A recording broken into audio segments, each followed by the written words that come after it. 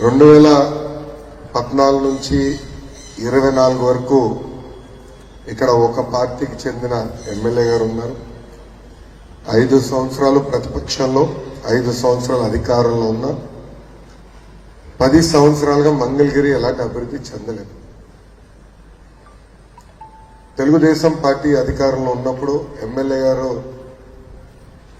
Bills చేస్తాం, కోర్టులో కేసులు వేసి అభివృద్ధి కార్యక్రమాలు ముందరికి వెళ్ళనీయకుండా చేశారు.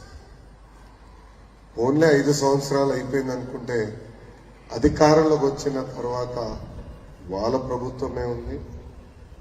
ఆనాడు నేను పోటీ చేస్తున్నానని పాప ఎమ్మెల్యే గారిని మంత్రి చేస్తారని కూడా అన్నారు. ప్రతి సంవత్సరం 2,000 కోట్ల రూపాయలు మంగళగిరి నియోజకవర్గ అభివృద్ధి కోసం నిధులు కేటాయించి మంగళగిరిని అభివృద్ధి చేస్తాను. మంత్రి పదవి ఎక్కువ ఇవ్వలేదు, అదందరూ తెలిసిన విషయమే. డబ్బులు బడ్జెట్ లో కేటాయింపు జరిగింది, కానీ మంగళగిరి అభివృద్ధి కోసం తెలుగుదేశం పార్టీ ఖర్చు పెట్టిన దాంట్లో కనీసం 10% కూడా ఈ ప్రభుత్వం ఖర్చు పెట్టలేదు. రెండో విషయం, ఎన్నికల ముందల అమరావతి రాజధాని ఇక్కడి నుంచి వెళ్ళదు అని చెప్పిన వాళ్ళు ఇప్పుడు 3 రాజధానుల పేరుతో కాలయాపన చేస్తూ అందరం చూస్తున్నాం. దానివల్ల తీవ్రంగా నష్టపోయింది ఆంధ్రులు. అటు వైజాగ్ అభివృద్ధి చెందలేదు, కర్నూలులోకి ఎటుకేయలేదు, అమరావతిని నాశనం చేశారు. కానీ వాళ్ళు ఈరోజు మనం చూసి ఇంత దారుణంగా ఆంధ్ర రాష్ట్రం ఎలా తయారైందని అడుగుతున్నారు.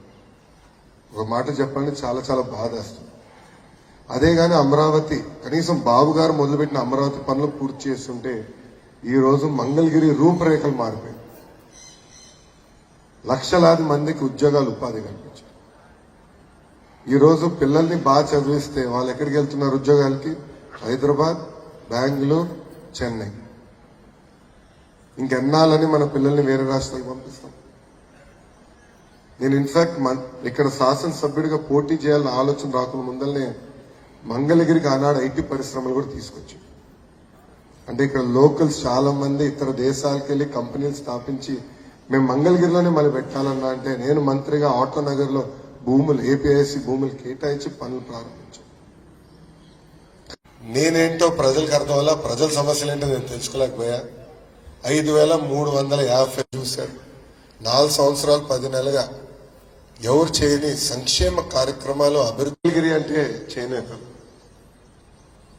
వాస్తవంగా చెప్పాలని ఇక్కడ మగ్గాలు లేవు, బాగా తీసుకురావాలి. ప్రపంచంలో ఉన్న బెస్ట్ మ్యానుఫ్యాక్చరర్స్ ఇక్కడ తీసుకురావాలి లక్ష్యంతో మేము ముందరికి వెళ్తాం. నాకు బాగా తెలుసు, ఎందుకంటే పక్కనే మా తెలుగుదేశం పార్టీ ఆఫీస్ కూడా ఉంది, అటు పక్కన మంజీరా సమస్య ఉంది. ఆనాడు నేను మంత్రిగా ఉన్నప్పుడు, పంచాయతీరాజ్ మంత్రిగా ఉన్నప్పుడు ఇది పంచాయతీ కింద ఉంది, నిధులు కేటాయించాం, పైప్ లైన్ కూడా పనులు ప్రారంభించాం. ఈ ప్రభుత్వం వచ్చి క్యాన్సిల్ చేసిందమ్మా.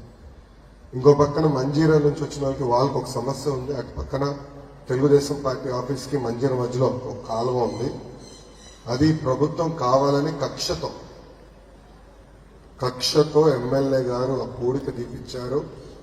కరెక్ట్, సరైన ప్రికాషన్స్ తీసుకోలేదు. దానివల్ల ఈరోజు వర్షం పడితే నీరంతా బేస్మెంట్ లోకి వస్తాం కూడా జరుగుతుంది. మీకు వస్తుంది, తెలుగుదేశం పార్టీ ఆఫీసులో కూడా వస్తుంది. ప్రభుత్వం దాన్ని లైనింగ్ చేసి నీరు రాకుండా చేయాల్సిన బాధ్యత కూడా ఉంది. దాంట్లో ప్రధానమైనది ఒకే రాష్ట్రం, ఒకే రాజధాని, అది అమరావతి. పరిపాలన ఒకే దగ్గర ఉంటుంది, అభివృద్ధి వికేంద్రీకరణ అనేది జరుగుతుంది. గతంలో కూడా చూసాం, కియా మోటార్స్ అనంతపూర్ తీసుకొచ్చాం, సెల్ ఫోన్ తయారు చేసే పరిశ్రమలు చిత్తూరుకి తీసుకెళ్ళాం, ఫిషరీస్ పెద్ద ఎత్తున ఈస్ట్ వెస్ట్ గోదావరికి తీసుకెళ్ళాం, ఇంకో పక్కన ఐటీ కంపెనీలు విశాఖపట్నం తీసుకెళ్ళాం. We will continue that work. అభివృద్ధి వికేంద్రీకరణ అనేది జరుగుతుంది, దాంట్లో ఎలాంటి సందేహం లేదు. బట్ పరిపాలన సౌలభ్యం కోసం రాజధాని ఒకటే ఉండాలి, అది అమరావతి. సాగిపోయిన పనులన్నీ మళ్ళీ మేము ప్రారంభిస్తాం. రోడ్ల సమస్య ఉంది, ఇవన్నీ అనేక ఇబ్బందులు మనం ఎదుర్కొంటాం. మంగళగిరి ఎక్కడ లేని పరిస్థితి.